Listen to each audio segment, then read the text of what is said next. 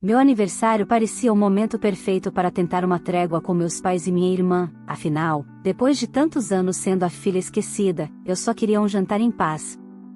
Mas o que eles trouxeram como presente transformou aquela noite em um pesadelo. Uma simples caixa de bombons, um gesto aparentemente inocente, escondia algo muito mais sombrio. Em poucos minutos, o jantar se tornou uma cena de desespero, e eu percebi que o amor deles vinha misturado com algo tóxico, literalmente. A partir dali, minha vida nunca mais seria a mesma. O que era para ser uma comemoração se transformou em uma descoberta que mudaria tudo. Olá, seja bem-vindo ao canal Histórias Surpreendentes. Curta e se inscreva nesse canal, aproveite e ative as notificações. Comente aqui de qual cidade você está assistindo, vou adorar saber e deixar um coração no seu comentário. Naquele sábado, a mesa da minha casa parecia saída de uma revista, toalha branca recém-passada, talheres alinhados, taças reluzindo sob a luz do lustre que comprei parcelado em 10 vezes. Era o meu aniversário de 32 anos, e, por puro ato de educação, ou talvez masoquismo, eu havia decidido convidar meus pais e minha irmã para o jantar. Sim, os mesmos que passaram a vida inteira me lembrando que eu era o erro que deu certo por acaso. Eles aceitaram o convite com o entusiasmo de quem vai a um velório. Minha mãe respondeu ao convite com um simples: se não chover, talvez apareçamos. Meu pai, como sempre, não opinou, e ele só seguia a voz dela. Já minha irmã, a princesa da casa, fez questão de confirmar presença com um emoji de coração e a frase: vou levar uma surpresa. Surpresa. Essa palavra, vinda dela, sempre soou como ameaça. Eu passei o dia inteiro preparando o jantar. Fiz questão de cuidar de cada detalhe, não para agradá-los, mas para mostrar que, ao contrário do que diziam, eu tinha vencido, com meu próprio esforço, sem herança, sem ajuda e sem as constantes comparações com a filha perfeita. Meu apartamento em Belo Horizonte era pequeno, mas acolhedor. Meu emprego como analista financeira pagava bem, e eu tinha aprendido a gostar do meu silêncio. Quando o relógio marcou 7h30, ouvi o som do interfone. Lá estavam eles. Meus pais, com ares de quem estavam fazendo uma boa ação, e minha irmã, Juliana, deslumbrante como sempre, com um vestido caro demais para um jantar em família e um sorriso ensaiado. Atrás dela, o noivo, Eduardo, um sujeito de fala mansa e olhar arrogante, que parecia ter herdado o talento da família para me olhar de cima. Parabéns, mana, disse Juliana, estendendo uma caixa de bombons importados, embrulhada com fita dourada. Eu pisquei, confusa. Nunca, em toda a minha vida, eles haviam me dado sequer um cartão de aniversário. Fiquei olhando o presente como quem encara um animal exótico. Que gentil, Ju, vocês lembraram de mim? Provoquei, com um meio sorriso. Ela riu, sem graça. Claro, né? Família é família. Família. Palavra bonita, pena que nunca teve significado real para mim. O jantar começou até civilizadamente. Falamos sobre o clima, sobre as notícias da semana e, claro, sobre Juliana, o assunto preferido deles. Meus pais pareciam esquecer que havia outra pessoa à mesa. Era sempre a Ju isso, a Ju aquilo. Eu apenas observava, rindo por dentro. Estavam tão acostumados a me ignorar que nem perceberam que eu só fingia comer, enquanto servia mais vinho. Quando chegou a hora da sobremesa, Juliana levantou-se teatralmente. Abre o meu presente agora, mana. Vai, quero ver sua cara. A caixa reluzia sob a luz. Bombons importados. Lindos, perfeitos, caros. E, para quem me conhecia, completamente fora da realidade de quem nunca se importou comigo. Abri, sorri e disse, com minha melhor voz de ironia: que milagre, Ju. Até parece que você me ama. Ela riu alto demais, o que sempre significava falsidade. Eduardo, o noivo, olhava curioso para os bombons, enquanto meus pais trocavam olhares impacientes. Algo naquele presente me incomodava. Um pressentimento. Talvez fosse o instinto de quem já se acostumou a esperar o pior das pessoas erradas. Enquanto todos riam e brindavam, eu discretamente tirei um dos bombons da caixa e o coloquei num pequeno prato, que levei até Eduardo. Toma, Eduardo, esse aqui parece ser o mais caro. Sorri de leve. Afinal, você é quase da família. Ele aceitou, vaidoso, sem hesitar. Quando deu a primeira mordida, percebi o desespero instantâneo nos olhos da minha irmã. O rosto dela empalideceu, e meu pai se levantou de súbito. Não! Gritou ela, derrubando a taça de vinho. Não era para ele comer. O salão se transformou num caos. Eduardo tossia, confuso, e minha mãe correu até ele. Eu fiquei parada, observando a cena como se o mundo tivesse congelado. O que está acontecendo? Perguntei, fria. Era só um bombom, não? O silêncio que se seguiu foi ensurdecedor. Foi ali, naquele instante, que percebi que aquele presente carinhoso não era nada inocente. O pânico nos olhos deles denunciava tudo. Algo estava muito errado, e, pela primeira vez, não era comigo. O cheiro doce do chocolate parecia misturar-se a algo amargo no ar. E eu sabia, com uma clareza assustadora, aquela noite marcaria o fim da filha rejeitada e o início da mulher que aprenderia a fazer justiça, sem levantar a voz, sem perder a calma, e com uma ironia que eles jamais esqueceriam. O silêncio depois do grito de Juliana foi tão pesado que parecia preencher cada canto do apartamento. Eduardo, o noivo perfeito da família, olhava para todos nós sem entender nada, ainda mastigando o bombom com expressão confusa. Meus pais corriam de um lado para o outro, pálidos, descontrolados, como se o mundo tivesse acabado. E, sinceramente, eu estava começando a achar que, para eles, tinha mesmo. O que foi isso, hein? Perguntei, cruzando os braços, tentando disfarçar o frio que me subiu pela espinha. Era só um presente, ou tem algo que eu devia saber? Juliana ficou em pé, tremendo, tentando inventar uma desculpa. É que ele é alérgico a amêndoas. Gaguejou. Sorri, inclinando a cabeça, como quem observa uma criança inventando uma mentira. Engraçado, ele comeu o prato principal todinho e tinha molho de amêndoas. Inclusive elogiou, lembra? A expressão de pânico no rosto dela foi quase cômica. Eduardo, por outro lado, começou a sentir a vista escurecer. Estava pálido, suando frio. Corri até ele e o segurei antes que desabasse da cadeira. Meu pai agarrou o telefone, ligando para o SAMU, enquanto minha mãe se abanava, em choque. O jantar perfeito havia se transformado em uma cena de crime. Minutos depois, o som da sirene cortava o ar da rua tranquila. Os paramédicos entraram às pressas, aplicaram oxigênio e mediram os sinais vitais de Eduardo. Ele estava sonolento, confuso, mas vivo. Levaram-no para o hospital, e eu fiquei ali, no meio da sala, olhando para minha família como quem encara um enigma antigo. Acho que vocês têm algumas explicações para me dar, falei, por fim. Meu pai evitou meu olhar. Juliana chorava, teatral. Minha mãe tentava convencê-la a se calar. E foi aí que percebi algo, medo. Eles estavam com medo de mim. Foi só um engano. Disse minha mãe. Não foi nada. Engano. Um engano que quase colocou um homem no hospital. E que, se tudo tivesse saído como planejado, teria me feito desmaiar sobre a mesa enquanto eles, com todo o amor do mundo, pediam ajuda. Mas eu não disse nada. Só observei. Deixei que o pânico fizesse o trabalho por mim. No dia seguinte, fui ao hospital visitar Eduardo. Ele ainda estava grogue, mas lúcido o suficiente para me dizer algo que gelou meu sangue. Eu escutei, antes de apagar. Sua irmã disse, droga, era para ser ela. Fiquei em silêncio. O coração parecia um tambor no peito. De volta ao apartamento, encontrei a caixa dos bombons sobre a mesa. Peguei um com cuidado e o levei até um amigo de confiança, Mauro, químico forense aposentado que conheci durante um curso de primeiros socorros. Contei o básico, omiti o drama. Ele aceitou examinar. 2 dias depois, ligou.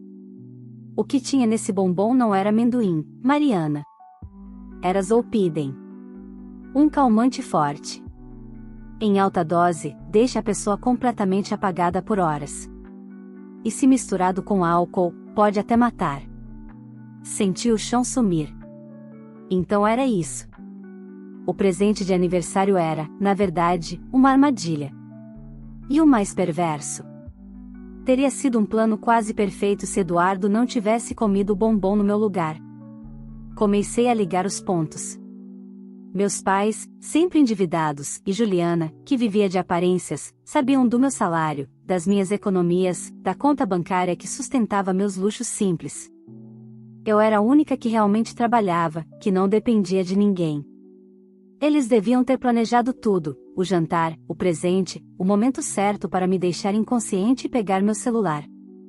Só precisava de alguns toques na tela, não é? Murmurei para mim mesma, encarando o celular sobre a mesa. Uma transferência para a conta certa, e eu jamais acordaria para contar a história.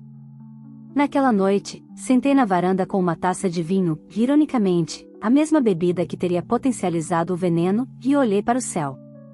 Vocês me criaram para ser a filha invisível, pensei. Mas agora vão ter que enxergar o que fizeram. Sorri. O tipo de sorriso que assusta, porque não vem da alegria, mas da certeza. Eu já sabia o que faria. Se eles achavam que eu seria a vítima dessa história, estavam muito enganados. Na manhã seguinte, acordei com o som da campainha. Ainda meio tonta de sono, abri a porta e encontrei meus pais no corredor.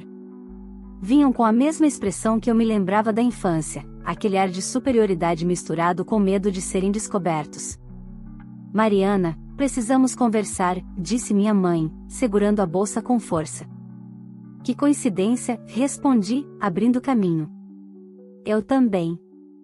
Sentaram-se no sofá, desconfortáveis, olhando para os quadros da sala como se esperassem encontrar respostas nas paredes.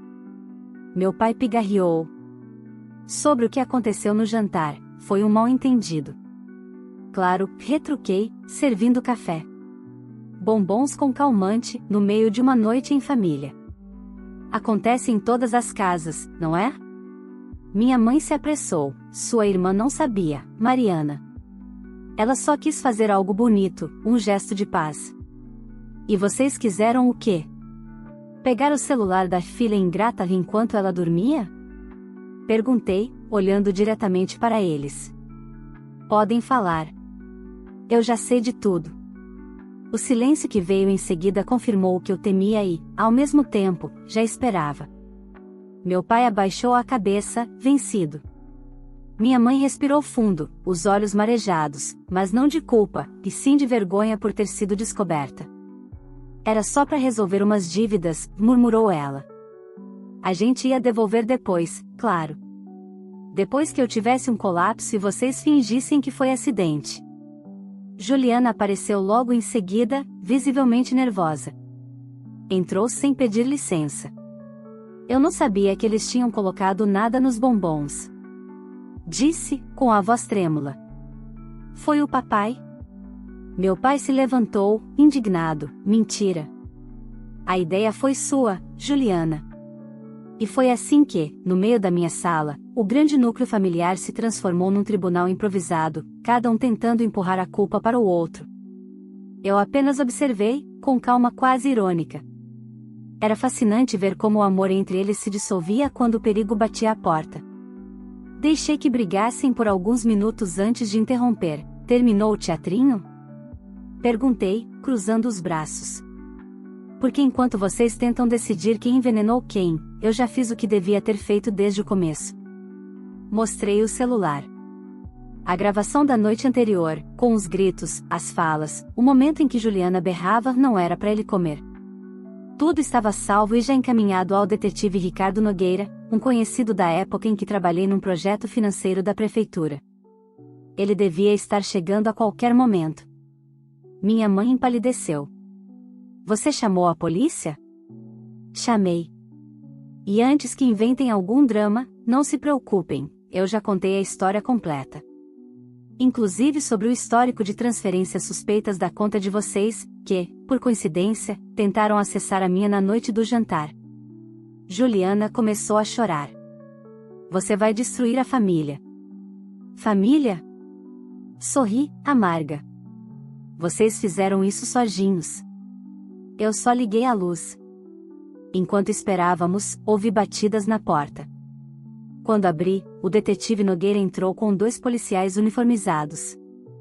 O clima ficou pesado. Meu pai tentou argumentar, minha mãe ameaçou desmaiar, e Juliana soluçava teatralmente. Eduardo ainda estava internado, e a polícia já tinha o relatório do hospital confirmando a presença de Zolpidem no sangue dele. Dona Mariana, precisamos da caixa de bombons, disse o detetive.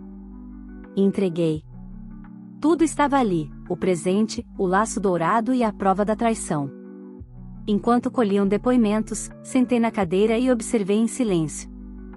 Ver meus pais sendo levados até a viatura me causou uma mistura estranha de alívio e dor.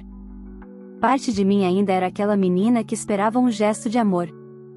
Mas outra parte, a mulher que aprendeu a sobreviver sozinha, sabia que aquilo era justiça, não vingança. Quando a porta se fechou atrás deles, senti o apartamento inteiro respirar comigo. Mas algo dentro de mim dizia que aquilo ainda não era o fim. Horas depois, recebi uma ligação do hospital. Eduardo queria falar comigo. Mariana, disse ele, a voz fraca. Eu ouvi mais do que devia, antes de desmaiar. Eles falavam sobre o aplicativo do seu banco, sobre uma senha que sua mãe disse ter visto quando você mostrou fotos da viagem. E, fez uma pausa. Eles não estavam sozinhos nesse plano. Meu coração disparou. Como assim, não estavam sozinhos? Juliana falava de alguém que ajudou com os remédios. Um doutor que conseguiu as substâncias sem receita. Senti o estômago revirar. Mais uma peça do quebra-cabeça se encaixava, e o quadro ficava cada vez mais assustador. Olhei pela janela, o céu de Belo Horizonte começava a escurecer. O jantar tinha acabado, mas o jogo deles ainda estava em curso. E eu, finalmente, estava disposta a jogar também, só que com as minhas próprias regras. As palavras de Eduardo ficaram ecoando na minha cabeça como um alerta constante. Um doutor havia ajudado meus pais e minha irmã. Alguém com acesso a remédios controlados, alguém que sabia exatamente o que fazia. E o mais perturbador, alguém que ainda estava solto. Na manhã seguinte, liguei para o detetive Nogueira. Preciso que procure um médico envolvido com minha família. Pode ser um amigo, um conhecido, alguém que forneceu o Zolpidem. Ele anotou tudo e prometeu me atualizar. Enquanto esperava, voltei ao trabalho. O escritório parecia outro mundo, silencioso, previsível, sem venenos nem mentiras. Mas até o som do teclado me lembrava que eu não podia relaxar. À tarde, o detetive me ligou. Mariana, encontramos algo. Seu pai fez várias consultas particulares nos últimos meses com um tal de Dr. Lúcio Andrade, clínico geral, mas sem registro ativo no CRM. Falso médico? Exato. E, segundo as mensagens que recuperamos do celular de Juliana, ele é quem forneceu os comprimidos. Fechei os olhos por um instante. As peças começavam a se encaixar, formando uma imagem mais suja do que eu imaginava. O plano da minha família não era um impulso, era algo planejado com método e frieza. Naquela noite, decidi visitar Juliana. Ela estava solta temporariamente, enquanto o inquérito seguia. Morava com uma amiga em um apartamento pequeno, em Contagem. Bati a porta e, quando ela abriu, percebi que a antiga arrogância tinha desaparecido. O que você quer, Mariana? Perguntou, exausta. Quero saber quem é o Dr. Lúcio. Ela hesitou. Ele era, namorado da mamãe. A confissão me atingiu como um soco. Namorado? Começou há uns 2 anos. Papai fingia que não via, e ele começou a frequentar a casa. Foi ele quem deu a ideia do remédio. Disse que era fácil, que você não ia sofrer nada, só dormir. Dormir. Que palavra conveniente. Dormir para ele significava me apagar, me silenciar de vez. E o que ele ganharia com isso? Perguntei. Juliana desviou o olhar. Parte do dinheiro. Mamãe prometeu pagar as dívidas dele também. Senti uma pontada de náusea. Meu próprio sangue havia me vendido por uma quantia que provavelmente nem cobria o aluguel do mês. Deixei o apartamento sem dizer mais nada. Chorei no carro, não por dor, mas por incredulidade. Até onde uma mãe podia ir por interesse? 2 dias depois, o detetive me chamou à delegacia. Temos mandado de prisão para o Dr. Lúcio, lhe informou. Mas ele desapareceu. Sumiu de Belo Horizonte ontem à noite. Fiquei imóvel, olhando o relatório sobre a mesa. O homem havia usado documentos falsos, alugado um consultório de fachada e sumido com o dinheiro que meus pais lhe transferiram antes de serem presos. Ele enganou vocês todos, concluiu o detetive. Não, corrigi. Ele apenas se juntou a quem já vivia de enganar. Saí dali decidida. Se a polícia ia atrás do médico, eu cuidaria do que restava, limpar meu nome e garantir que nenhum deles voltasse a me prejudicar. Enquanto isso, Juliana começou a me enviar mensagens, dizendo que estava arrependida, que queria me ver. Ignorei todas. Mas uma delas me chamou a atenção. O doutor disse que ainda vai te visitar. Ele quer te pedir desculpas. Meu coração acelerou. A ideia de que aquele homem pudesse aparecer à minha porta me fez repensar tudo. Naquela noite, travei a porta, deixei as luzes acesas e dormi com o celular na mão. Por volta das 3 da manhã, um barulho metálico vindo da cozinha me despertou. Fiquei imóvel, ouvindo. Outro som, como algo sendo colocado sobre a pia. Peguei o celular e disquei o número do detetive. Nogueira, acho que tem alguém na minha casa. Antes que ele respondesse, ouvi passos. Lentamente, me levantei, com o coração disparado. Abri a porta do quarto e vi uma sombra se movendo. Mariana? A voz era familiar, mas gelada. Calma, sou eu. Era minha mãe. Pálida, desarrumada, com o cabelo solto e o olhar perdido. Mãe? O que você tá fazendo aqui? Ela segurava algo nas mãos. Uma pequena caixa, idêntica à dos bombons. Vim terminar o que começamos, murmurou. Você destruiu a família, Mariana. Agora só restam as consequências. Senti o ar sumir. Antes que pudesse reagir, ouvi sirenes aproximando-se. O detetive tinha rastreado minha ligação. Quando a polícia entrou, minha mãe largou a caixa e desabou no chão, gritando. Dentro da caixa, outra tentativa fracassada, cápsulas idênticas às que o laboratório havia identificado antes. O que eu não sabia ainda é que essa noite não seria o fim da história, seria o início da queda de todos eles. Porque o que veio depois revelaria segredos ainda mais podres, que nenhum de nós estava preparado para enfrentar. Minha mãe foi levada pelos policiais enquanto ainda gritava meu nome no corredor. As sirenes ecoavam na madrugada, e eu fiquei ali, sentada no chão da sala, olhando para a caixa de cápsulas. Pela segunda vez, ela tinha tentado me apagar. E, ironicamente, de novo foi interrompida antes de completar o trabalho. O detetive Nogueira chegou minutos depois. Está tudo bem, Mariana? Depende do que você chama de bem, respondi, com uma ironia amarga. Acabei de descobrir que minha mãe virou traficante de remédio de farmácia. Ele suspirou e pediu que eu contasse tudo com calma. Falei sobre o barulho, a caixa, o olhar dela. Enquanto eu relatava, percebi um detalhe que me fez estremecer. Quando ela entrou, usava uma pulseira branca, a mesma do hospital psiquiátrico onde estava internada aguardando perícia.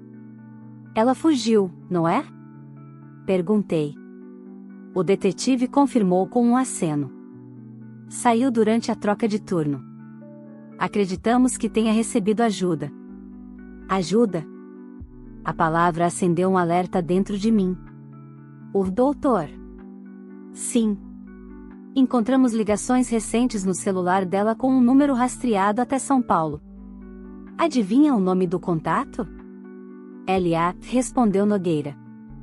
Estamos monitorando as fronteiras. Esse homem não vai longe. Nos dias seguintes, minha vida virou uma mistura de pesadelos e formalidades. Fui chamada para depor novamente, e a mídia começou a descobrir a história. Manchetes sensacionalistas pipocavam nos portais locais. Família tenta dopar filha para roubar contas bancárias. O que era para ser um drama privado virou um espetáculo público. Voltar ao trabalho foi inevitável e necessário. Precisava parecer forte, mesmo que por dentro estivesse um turbilhão. O pior era o peso do sobrenome. Colegas cochichavam, vizinhos me olhavam com pena. Eu respondia com sarcasmo, meu escudo preferido. Ué, pelo menos minha família me notou, né? Ainda que fosse para me envenenar. Nogueira me ligava quase todos os dias. As buscas por Lúcio continuavam, mas ele era um fantasma. Até que, numa manhã de terça-feira, o telefone tocou cedo. Mariana, boas e más notícias, disse o detetive. Encontramos o Lúcio. Vivo ou morto? Vivo. Tentou fugir de uma blitz na rodovia Fernão Dias, sentido São Paulo. Foi preso com documentos falsos e uma mala cheia de medicamentos controlados. Meu corpo relaxou pela primeira vez em semanas. E agora? Agora ele vai falar. Fui chamada para um interrogatório como parte interessada. Entrei na sala e o vi algemado, sereno, com aquele ar de falsa calma que os covardes adoram usar. Nogueira abriu o gravador.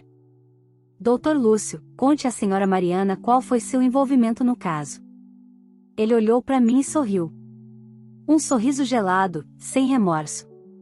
Eu só forneci os meios, detetive. A motivação era deles. Eu ganhei minha parte e ia seguir minha vida.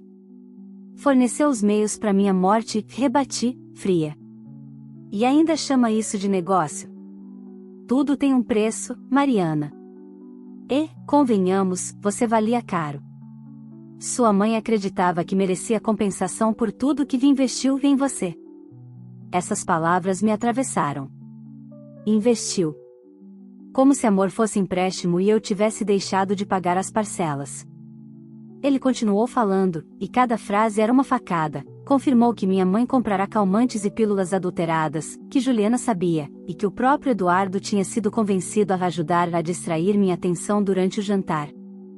O plano era simples, eu dormiria, eles pegariam o celular, transfeririam o dinheiro e simulariam um mal súbito. E depois? Perguntei. O que fariam comigo depois que eu o apagasse? Segundo sua mãe, você precisava descansar um pouco. O resto, deixo para sua imaginação. Senti um arrepio percorrer meu corpo. A cada revelação, eu me via menos filha e mais alvo.